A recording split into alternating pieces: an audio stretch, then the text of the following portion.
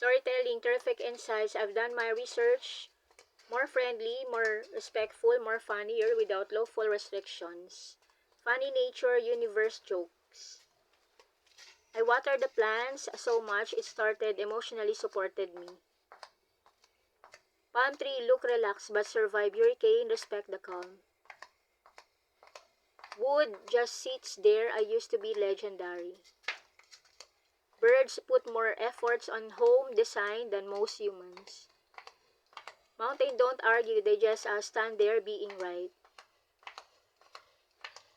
Snow is just a sky saying, let's mute the world for a moment. Snowmen proof can look cool while melting inside. Thermometer never lie, just deliver bad news politely. Fire is dramatic but still listens to the water. Volcanoes are just mountains but have strong opinions.